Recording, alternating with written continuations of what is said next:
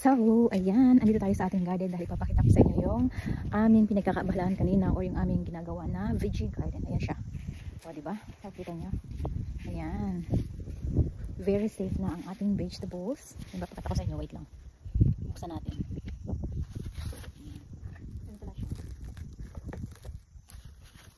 Ayan siya. So, ayan, pag binuksan natin, ganyan yung makikita natin sa loob. Ayan. O, diba? So, pwede natin buksan na ganyan.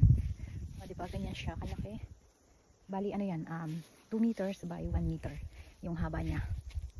So, ayan. At dahil nga, binigyan tayo ng ganito, nitong ating partner. Very supportive siya sa aking garden. So, kaya ayan. O, diba? Hirap na hirap kami magkabit.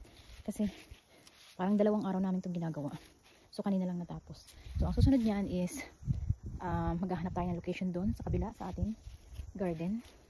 For in the meantime, dito muna siya dahil bago natin yan lagyan ng lupa is dapat meron na tayong proper place na paglalagyan ito dahil sobrang bigat niyan. Hindi mo yan mamumove once na malagyan mo siya ng, ng lupa dahil ito pag nalagyan ng lupa is nag-weigh siya ng 400 kg. So sobrang bigat niya. So dyan sa loob pwede tayong mag-grow ng ating mga vegetable and wala na siyang mga mga insect or bugs na pupunta sa ating mga vegetables. So very safe.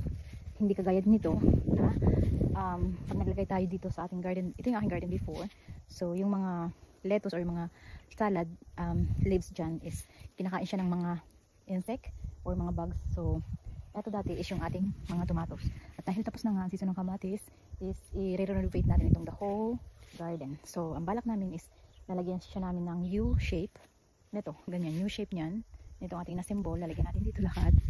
Ayan, renovation ba? So, kaya kalat-kalat pa yung ating mga ganito. So, tatanggalin natin yung mga ganyan-ganyan kalat. So, parang malinis siyang tingnan. So, ganun na ilalagay natin. 3 ganyan. So, itong isang ganito nga pala is nagkakahalaga ito ng nasa 1,000. Yung last na nakita ko is 1,000 siya. 1,200 I think dollars. So, sobrang mahal din pala. 1,000. Yung medyo mura-mura nito is nasa $800. So, mahal din. Kaya hindi ako makabili ito. Pero dahil nga binigyan tayo. So, ayan. O, diba? Ang ganda. So, bagong linis ito. Nilinisan ko din siya. Tinanggal ko yung mga kalat-kalat. So, para maganda naman tingnan ng ating garden. And maybe in few weeks time, makikita na natin yung development niyan. Dahil lalagyan natin siya ng yung ganun nga. Ganyan. So, ang bala ko is U-shape. O, diba? So, ngayon, tatanggalin din natin yung mga yan. So, ililipat din natin itong ating mga kalamansi doon sa banda. And ayan, tingnan nyo ito. Tingnan nyo naman ang aking capsicum. Orange. O, diba? Ang dami yung bunga. Ganyan pag namumunga ang mga dito. Mga vegetables. So, ang dami niyan. Yung pang. Ito naman green. Ito, meron tayo dito mga red. Ayan, nag-start na siyang mamunga. Dahil sobrang init nga. So, kaya ganyan. Mabilis siyang manuyo.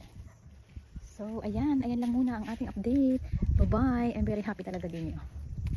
Mahal kasi ito talaga. Ayan, nasa 1,200 itong ganito. Diba?